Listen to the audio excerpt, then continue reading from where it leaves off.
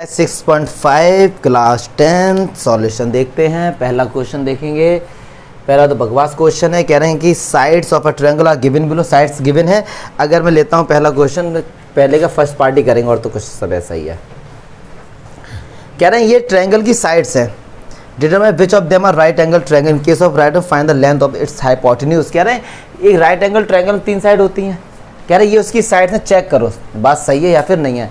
Check करने का तरीका क्या, जो इन तीनों में सबसे बड़ी है उसका होल स्क्वायर इक्वल्स टू जो दो छोटी अगर इसके बराबर आता है तभी तो पाइथागोरस थ्योरम अप्लाई होगी। और पाइथागोरस थ्योरम किस में अप्लाई होती है? राइट एंगल ट्रायंगल में होती है। तो बस तो 25 का स्क्वायर 625, 7 का 49।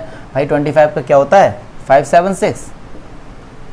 सही बात है, 9 6 15। तो ये 625 बराबर 625 आ गया। इसका मतलब ये जो ट्रायंगल है, क्योंकि ट्रायंगल 3 साइड होती हैं, ये तीनों साइड है तो राइट एंगल ट्रायंगल होगा। बस अब ऐसे 2 और सॉल्व कर लेनी चाहिए। इसमें कोई लॉजिक नहीं था।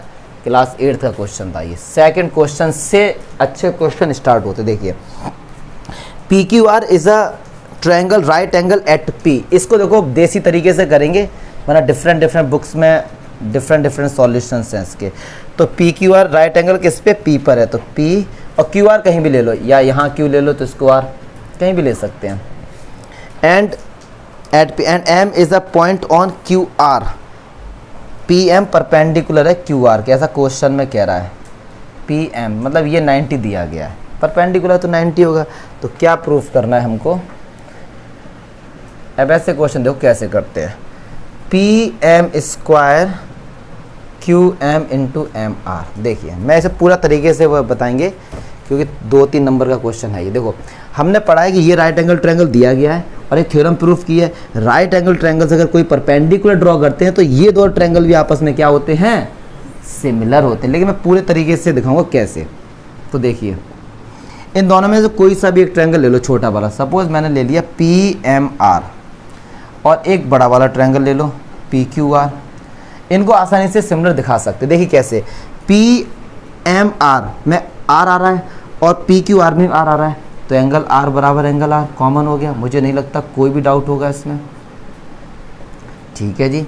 अच्छा जी, अब देखो इसमें एंगल एम 90 है, इसमें पी 90, इसमें एम 90, इसमें पी 90 है। तो किन्हीं भी 2 ट्रायंगल में अगर 2 एंगल इक्वल है तो एंगल सिमिलर क्राइटेरिया से ट्रायंगल पी क्यू आर, किसी को भी पहले लिख लो, P Q R similar triangle. अब देखो नाम कैसे लिखेंगे। पी क्यू आर मैंने इधर वाले पहले ले लिए, किसी को भी ले लो, कोई टेंशन वाली बात नहीं है। ठीक है, आर किसके इक्वल है? आर के इक्वल है। तो आर एंड में आ रहा है, इधर भी आर। पी कहाँ पर आ रहा है? पहले आ रहा है। तो एम कहाँ पर आएगा? पहले आएगा। एम का काम हो गया, आर का काम होगा। क्या बचा? पी। तो अंडरस्टूड है कि वो बीच में ही आएगा। मुझे नहीं लगता यहाँ तक कोई डाउट होगा। ठीक है, क्लियर है। अब इस वाले ट्रायंगल को मैं इस वाले ट्रायंगल से डायरेक्ट लिखता हूँ। तो देख कैसे। Triangle P Q R similar triangle. अब देखो पी क्यू आर में और इस वाले एंगल क्यू कॉमन आ रहा है, तो इधर एंगल क्यू बीच में आ रहा है तो इधर भी एंगल क्यू बीच में आएगा। इसमें एम 90, इसमें पी 90 है, तो इसमें एम पी पहले आ रहा है तो एम पहले आएगा। एम का काम हो गया, क्यू का काम हो गया। अब क्या बचा? पी बचा, तो इधर आएगा। ठीक है, इसको मैंने तरीके से दिखाया, ये अंडरस्टूड है। जब यार पी क्यू आर इसके सिमिलर है, ये इसके सिमिलर है, तो ये दोनों बराबर है, तो क्या ये सिमिलर नहीं होगा? बिल्कुल होगा, यही तो पढ़ा हमने। तो इक्वेशन फर्स्ट एंड इक्वेशन 2 से triangle M P R similar triangle M Q P. और यार हमने ये पढ़ा अगर 2 ट्रायंगल सिमिलर होते हैं तो उनके साइड का रेशियो क्या होता है? इक्वल होता है। तो M P upon M Q, P R upon Q P, M R upon M P. लाना क्या भाई? पी एम का स्क्वायर। देखो कहीं मल्टीप्लाई करके स्क्वायर आ रहा हो, सही बात है। इन दोनों का मल्टीप्लाई कर दो क्रॉस। एम पी या एम पी एक ही बात है, एम पी या पी एम एक ही बात है। Square M Q into M R. Clear है? ये यार हमारा देख लीजिए, देख लो जरा। मतलब ये थ्योरम थी। देखो ये चीज़ मैंने आपको बताया, यहाँ से ये प्रूफ करके दिखाया। आप इसे डायरेक्ट भी लिख सकते थे। आप ऐसे केस में इसको डायरेक्ट भी लिख सकते हैं, बट वही वाली बात है, डायरेक्ट हम बिलीव नहीं करते, हमने इसका सॉल्व करके दिखाते हैं। ठीक है, ऐसे ही थर्ड पार्ट भी है, लेकिन थर्ड पार्ट मैं करके दिखाऊंगा, उसमें थोड़ा सा अलग है। तो मुझे नहीं लगता कोई डाउट है। छाप लो बेटा दबा के। चलिए देखिए इसी क्वेश्चन में एक चीज़ बताएं, हमने पढ़ा है यार, ये अगर 90 के सामने वाला परपेंडिकुलर ड्रॉ करते हैं, ये दोनों ट्रायंगल सिमिलर होते हैं, इस तरीके से दिखा दिया। लेकिन हम किसके लिए पढ़ते हैं? अरे हम किसके पढ़ते हैं? नॉलेज के लिए। तो नॉलेज के लिए अगर पढ़ते हैं तो इसको एक और तरीके से हम लोग दिखा सकते हैं, इन्हीं दो ट्रायंगल को सिमिलर कैसे दिखाएं, इन दो ट्रायंगल को। ये झमेला नहीं करेंगे कि इसको देखो, ये तरीका भी ठीक है, एक और तरीका देख लो। तो देखिए इस ट्रायंगल को अगर मैं कैसे बनाता हूँ, इस तरीके से बना के दिखाता हूँ, क्योंकि एक माइंड सेट हो जाता है। तो ये P है 90, ये Q है और ये R है। यहाँ से हमने ये परपेंडिकुलर ड्रॉ कर दिया, इसका नाम M है, ये 90। अब सुनना ध्यान से जरा, इस वाले ये 90 है तो यार बच्चा बोलेगा कि ये भी 90 है। ध्यान से देखते चलो, इन दो ट्रायंगल डायरेक्ट कैसे हम लोग दिखाएंगे सिमिलर। मैंने क्या किया, लेट कर लिया, ये एंगल X है, लेट कर सकते हैं कुछ भी। अच्छा ये एंगल X है और ये कितना है 90, तो ये कितना होगा? पहले तो होशियार बच्चे बता देंगे कि ये 90 माइनस एक्स होगा। अगर नहीं भी बता पा, टेंशन मत लो, देखो कैसे, इन तीनों का सम कितना होगा? 180 होगा। ये x है, ये 90 और ये मान लो पता नहीं एंगल q है, बराबर 180। तो एंगल q निकाल लो ना, कितना आएगा? 90 माइनस एक्स नहीं आएगा? तो क्या ये एंगल 90 माइनस एक्स नहीं होगा? अच्छा टोटल p कितना है? 90 है, तो ये x है, तो ये कितना होगा? 90 माइनस एक्स होगा। अरे बताओ यार, सोचो। देखो अब लॉजिक के, ये एकदम देसी मेथड है, इसमें थोड़ा सा लॉजिक आ जाएगा बस। ये अब इस ट्रायंगल को फोकस करो, इस वाले ट्रायंगल को। ये 90 माइनस एक्स है, ये 90 है, तो एंगल सम प्रॉपर्टी एक्स ही तो होगा ये। क्यों? इन तीनों का सम 180 होना चाहिए।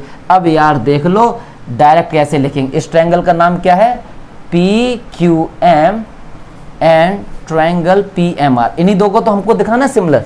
चलिए अच्छा देखिए, ये 90 माइनस एक्स है और ये 90 माइनस है, क्या ये बराबर नहीं है?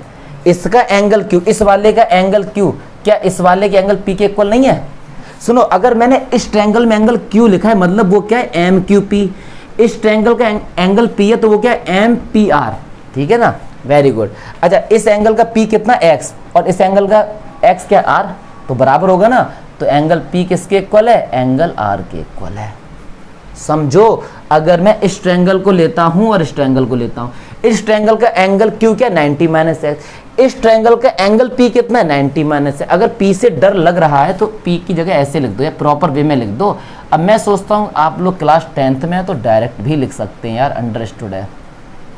अच्छा इसका एंगल X क्या है? QPM, और इसका एंगल X कितना? MRP। तो भी देखो डायरेक्ट सिमिलर हो गए। AA से ट्रायंगल PQM सिमिलर ट्रायंगल। अब रुक जाओ, एक का नाम तो किसी भी सीक्वेंस में लिख दो, PQM PMQ, कैसे भी, जैसा आपको बन। अब स्टॉप हो जाओ। इधर जो एंगल Q है वो किसके इक्वल है? P के इक्वल है। इधर एंगल Q बीच में आ रहा है तो इधर P बीच में आएगा। P किसके इक्वल है? R के इक्वल है। P आ रहा है पहले, तो R क्या आएगा? पहले। R का काम हो गया, P का काम हो गया, क्या बचा? M। तो भी देखो सिमिलर होगा ये। अब अगर ये सिमिलर हो गया तो इनकी साइड का रेशियो आपस में क्या हो गया? PQ upon RP equals to QM upon PM equals to PM upon MR। कर दो भैया क्रॉस मल्टीप्लाई, PM का square equals to QM into MR। देखो आ गया ना कोई।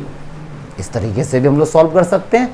देखो मैंने दोनों बता दी, ये इसमें थोड़ा लॉजिक हो गया। ये क्या देसी मेथड है कि भाई इस बड़े वाले से इसको दिखा दिया, इस बड़े वाले से इसको दिखा दिया, तो ये दोनों आपस में सिमिलर होंगे। ये नई चीज़ें आपको अपने लॉजिक, ये अगर आप लेंथ पर जाते हैं तो ये छोटा है। बट एक चीज़ मैं बता दूं कि लेंथ जो होती है किसी भी क्वेश्चन की, वो इन्वर्सली प्रोपोर्शनल होती है उसके, किसके?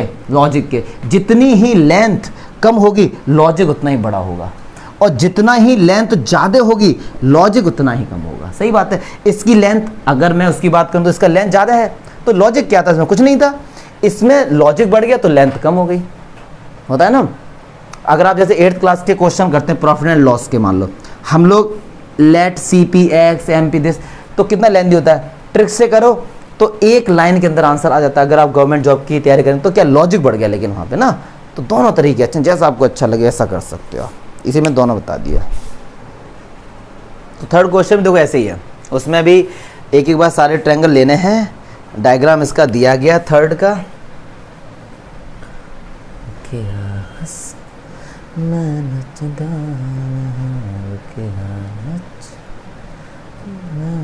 अब देखो ये क्या कह रहे हैं कि पहले मुझको दिखाना क्या, देखो इसको फील करो, इस क्वेश्चन को मैं बताऊँ कैसे होगा। ये ट्रिक से देखेंगे, ए बी का स्क्वायर मतलब ए बी को कंसीडर इन्होंने किया है, फिर कह रहे हैं बी सी ये रही भाई, बी डी बड़ी वाली ये रही। अब कोई ऐसे दो ट्रायंगल लो जिसमें न तीनों साइड आ जाएं, तो यार बच्चों को पता है, एक ट्रायंगल ले लो ए बी डी बड़ा वाला और एक ट्रायंगल ले लो ए बी सी छोटा वाला, यस और नो। ए बी सी ये छोटा हो गया, ए बी डी बड़ा हो गया। अब इसे दिखा दो, ये तो 90 है, तो देख कैसे दिखाएंगे। ए बी डी और ए बी सी में एंगल बी क्या है, कॉमन है। ए बी डी में कौन सा 90, ए 90 है, ए बी सी में सी 90 है, तो बस हो गई है। तो triangle A B D sim, एक ट्रायंगल का सीक्वेंस कैसे भी लिख लो, A D B A D, जैसा आपको अच्छा लगे वैसा लिख सकते हैं। दूसरे वाले के लिए थोड़ा रेस्ट लो और देखो यार एंगल बी किसके इक्वल, एंगल बी के। इधर एंगल बी बीच में, तो इधर भी एंगल बी बीच में आएगा। क्यों आएगा, क्योंकि दो ट्रायंगल सिमिलर होते हैं तो उनके करस्पॉन्डिंग एंगल्स आपस में इक्वल होते हैं। इधर एंगल ए पहले आ रहा है तो इधर सी पहले आएगा। सी का काम हो गया, बी का काम होगा, क्या बचा ए, तो अंडरस्टूड है ए यहीं पर ही होगा। अब इनके साइड के रेशियो आपस में क्या होंगे, तो A B upon B C बराबर B D upon A B या बी ए, एक ही बात है, और ए डी अपॉन ए सी। अब देखो इनका क्रॉस मल्टीप्लाई कर दो। बहुत से बच्चे सोचते हैं सर इसका कुछ काम नहीं हुआ। हाँ नहीं काम हुआ, बहुत से लोग होते हैं जो हैं लाइफ में, लेकिन उनका कोई काम नहीं है। B C into B D हो गया ना। ऐसे दूसरा वाला मैं ऐसे हिंट दूंगा क्योंकि यार एक जैसे क्वेश्चन है तो लॉजिक आपको होना चाहिए। डी सी, अब देखो ए सी का स्क्वायर, ए सी ये रही,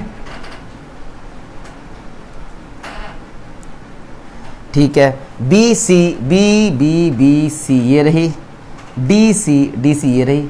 तो इन दो ट्रायंगल को सिमिलर दिखा दो कि कौन निकाल रहा भाई ये, तो ये ए बी सी हो गई और ये सी ए डी हो गई, बस इनको सिमिलर दिखा दो, साइड के आ जाएंगे। एज ये थर्ड वाला है तो ठीक कर लो, ये कोई इसमें कोई दिक्कत नहीं है, मुझे नहीं लगता कोई डाउट होगा इसमें, क्योंकि अभी सेकंड क्वेश्चन ऐसे ही था। फोर्थ क्वेश्चन देखते हैं, ABC is an isosceles triangle right angle at C. Isosceles triangle ऐसा ट्रायंगल होता है जिसमें दो साइड आपस में क्या होती हैं, इक्वल होती हैं। अब सुनो, ये आइसोसेलेस ट्रायंगल है, अंडरस्टूड है कि ये साइड तो सबसे ज़्यादा बड़ी होगी, तो अंडरस्टूड है यही दो साइड आपस में इक्वल होंगी, क्योंकि अगर ये साइड इसके इक्वल हो जाएगी तो दोनों साइड, अगर दो एक ट्रायंगल में एक ही हाइपोटेन्यूज होती है, राइट एंगल ट्रायंगल ना, तो यही दो साइड बराबर होंगे। और इन्होंने कह रहे हैं क्या प्रूफ करना है, या किसकी बुक है ये पूरा सब, तो ए बी का स्क्वायर इक्वल टू 2ac का, क्या बच्चों वाला क्वेश्चन है ये तो। 90 के सामने वाला ए बी का स्क्वायर बराबर ए सी का स्क्वायर प्लस बी सी का स्क्वायर। एक बात ना सुनो, ए सी और बी सी आपस में क्या है, इक्वल, तो बी सी की जगह ए सी लिख सकते हैं, तो बस हो गया।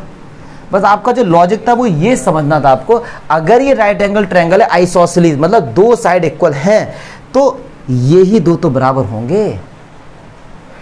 ये कैसे बराबर हो सकती है इसके, ये तो हाइपोटेन्यूज है 90 के, क्योंकि इस राइट एंगल ट्रायंगल में ये 90 है, तो ये दोनों एंगल 90 से छोटे होंगे, तो ये साइड सबसे बड़ी, तो यही दो साइड बराबर हो सकती हैं, तो ये एंगल 45 के होंगे, पक्की बात है। ठीक है, क्वेश्चन नंबर 5 देखते हैं। कह रहे हैं ABC is an isosceles triangle with AC, ABC is an isosceles triangle with AC equals to BC। चलो एक आइसोसेलेस ट्रायंगल है ABC, क्या कह रहे हैं, AC इक्वल्स टू BC है, तो ये प्रूफ करना है। अच्छा और भी कुछ दिया गया, if AB square equals to 2AC square, तो ये प्रूफ करना है कि ये राइट एंगल ट्रायंगल। अब एक बात देखो जरा, क्या आप 2AC स्क्वायर को AC square plus AC square लिख सकते हो, मुझे नहीं लगता कोई डाउट होगा। AB का स्क्वायर, क्या मैं AC की जगह BC लिख सकता हूँ, बराबर है। तो एक बात सुनो, AB का स्क्वायर बराबर AC का स्क्वायर प्लस BC, अगर किसी भी ट्रायंगल में अगर ये कंडीशन सेटिस्फाई होती है, किसी भी एक साइड का स्क्वायर उनकी दो साइड के स्क्वायर के सम के इक्वल होता है, तो राइट एंगल ट्रायंगल ही होगा, use by Pythagoras theorem. Pythagoras theorem में यही हम लोगों ने तो प्रूव भी किया इसका, by Pythagoras theorem triangle ABC is right angle triangle. ठीक है, मुझे नहीं लगता कोई भी डाउट होगा इसमें। चलिए 6 देखते हैं, 7th अच्छा क्वेश्चन है इसका, लेकिन ABC is N equilateral triangle of a side 2a। देखो भाई ABC एक इक्विलैटरल ट्रायंगल है। इक्विलैटरल क्या होता है, सारी साइड्स इक्वल होती हैं, 2a। कहना है find the each of its altitude. Each बोला, अरे एक बात सुनो, इक्विलैटरल ट्रायंगल के तो एल्टीट्यूड सब इक्वली होते हैं, तो एक एल्टीट्यूड ड्रॉ किया मैंने, ये मान लो डी, और इक्विलैटरल ट्रायंगल का जो एल्टीट्यूड होता है वो मीडियन भी होता है और परपेंडिकुलर बाइसेक्टर भी होता है, एक ही बात है। तो ये भी आपस में क्या होंगे, इक्वल होंगे। तो ये 2a तो ये a हो गया, ये 90 है, तो पाइथागोरस थ्योरम से 2a का स्क्वायर इक्वल्स टू a का स्क्वायर, ये मान लो h है, प्लस h का स्क्वायर, बताओ। तो ये 4a square minus a square equals to h square, 3a square equals to h square, under root हटता है तो इधर प्लस माइनस रूट के साथ, लेकिन लेंथ कभी भी नेगेटिव नहीं होती तो माइनस हट जाएगा और a स्क्वायर का a आ जाएगा, √3 है। तो जो भी यूनिट होगी वो इसकी लग जाएगी, प्लस में होगा, माइनस हो नहीं सकता, जो मीटर सेंटीमीटर अदरवाइज यूनिट लिख देना। 7th क्वेश्चन है बहुत अच्छा और उसको देखेंगे बच्चा। देखिए 7th,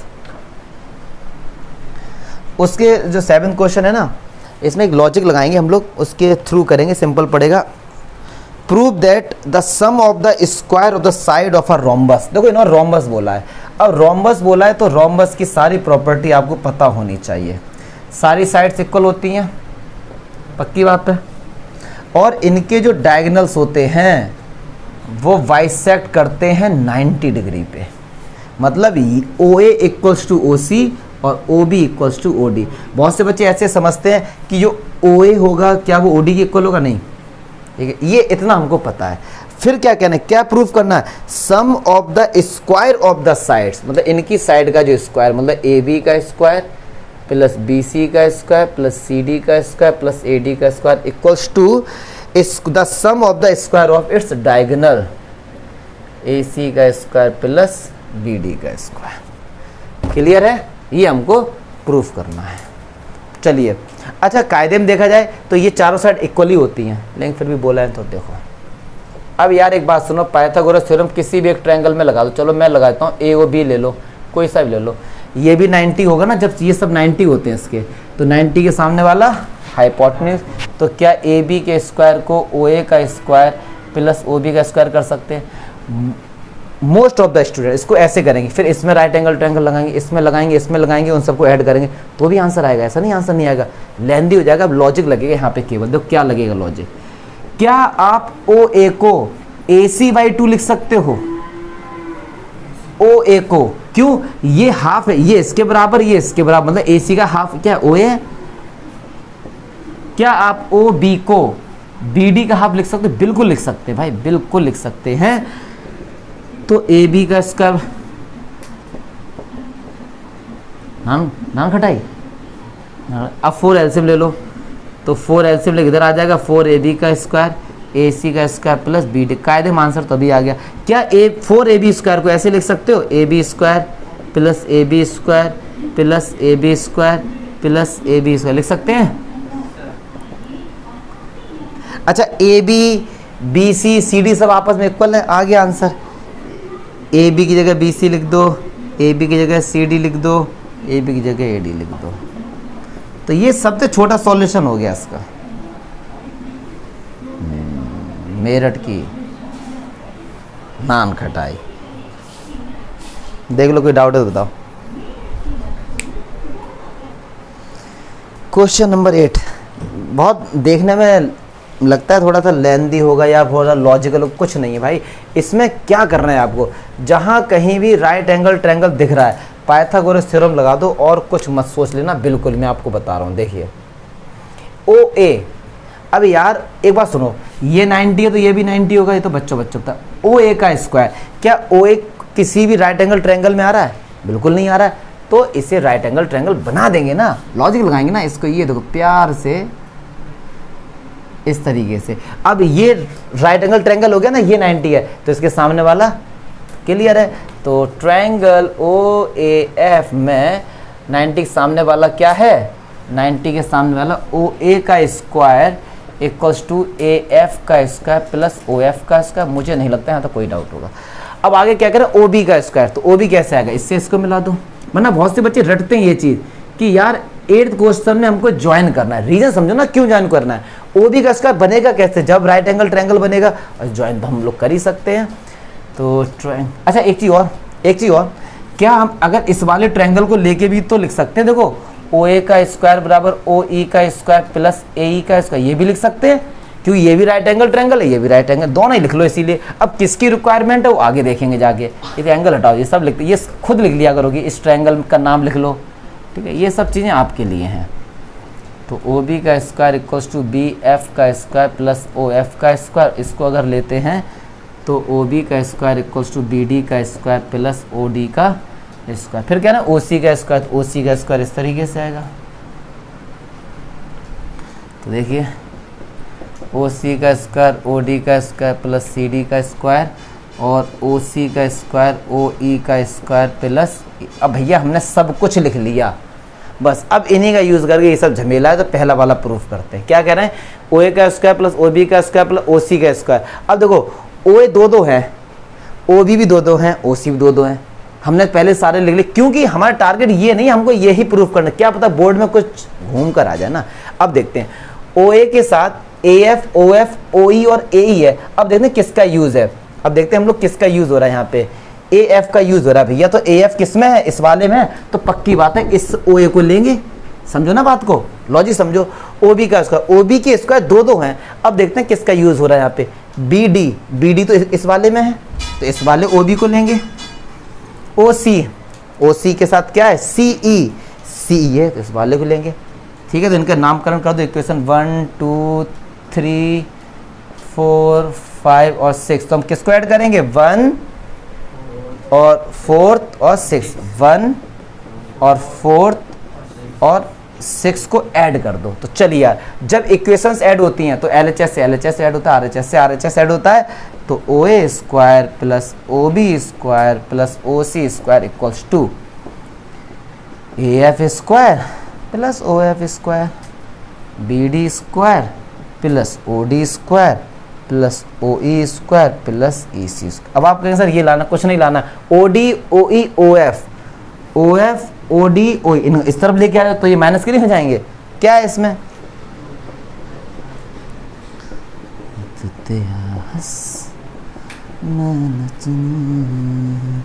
तो यही बस आपको कंसेप्ट याद रखना है कि इसको क्या लेना है। अब बहुत से बच्चे कहेंगे ये आपने लिया कि इसकी रिक्वायरमेंट नहीं। अरे यार हम इसलिए नहीं पढ़ते कि रिक्वायरमेंट है कि नहीं है। चलिए दूसरा वाला क्या कह रहा है, दूसरा पार्ट कह रहा है कि ए एफ का स्क्वायर, ठीक है, प्लस बी डी का स्क्वायर प्लस सी ई का स्क्वायर। देखो क्या कह रहा है, ए एफ का स्क्वायर, ठीक है, प्लस बी डी का स्क्वायर, खुजली क्यों हो रही है मैंने, प्लस सी ई का स्क्वायर, बस सी ई ये रहा, बी डी इनका जो स्क्वायर वो किसके बराबर है, ए ई का स्क्वायर प्लस सी डी का स्क्वायर और प्लस बी एफ का स्क्वायर। देखते हैं अब यहाँ पे देखते हैं, हम कह रहे हैं ए एफ का स्क्वायर प्लस बी डी का स्क्वायर प्लस सी एफ का। यहीं से देखते हैं ए एफ का स्क्वायर प्लस बी डी का स्क्वायर इसी का स्क्वायर है। सेकंड पार्ट देखो, अब ये क्या कह रहे हैं कि आप ए ई का स्क्वायर लेके आओ। अब सुनो ध्यान से, क्या आप ए ई के स्क्वायर को ओ ए का स्क्वायर, अगर मैं यहाँ पे दिखाऊँ आपको, ओ ए का स्क्वायर माइनस ओ ई का स्क्वायर लिख सकते हैं। देखो ना, ओ ए का स्क्वायर माइनस ओ ई का स्क्वायर, तो देखो ओ ए का स्क्वायर माइनस ओ ई का स्क्वायर, तो क्या मैं इसके लिए ए ई का स्क्वायर लिख सकता हूँ, बिल्कुल लिख सकता हूँ। अब ठीक है, फिर कह रहे हैं सी डी, फिर क्या कह रहे हैं ये C D, C D C D C D, देखो ए ई का स्क्वायर आ गया, ए ई का स्क्वायर आ गया। अब देखते हैं यार यहाँ से हम क्या जुगाड़बाजी करेंगे। ओ बी का स्क्वायर, क्या मैं ओ बी का स्क्वायर माइनस ओ एफ के स्क्वायर, इन दोनों को क्या मैं बी एफ का स्क्वायर लिख सकता हूँ, बिल्कुल लिख सकता हूँ यहाँ से, तो बी एफ का होल स्क्वायर। ठीक है, ओ सी और ओ डी, ओ सी से ओ डी माइनस करेंगे तो ओ डी से तो क्या सी डी का स्क्वायर लिख सकते हैं। यही तो प्रूफ करना था, बस हमने इसी से प्रूफ कर दिया वाला, इसी हमने पहले से सारे लिख लिए थे। हाँ नहीं आ रहा, अच्छा ये नहीं आ रहा है, तो लो अब आएगा ये यस। ठीक है, तो बस ये हमारा कंसेप्ट समझिए, कंसेप्ट बस क्या है। तो ठीक है, अब इसका भी यूज़ हो गया, तो ये इस वाले से दूसरे वाले का प्रूफ कर, लॉजिक लगाते रहे, ऐसे ही करते रहिए और कुछ नहीं है इसमें। ठीक है।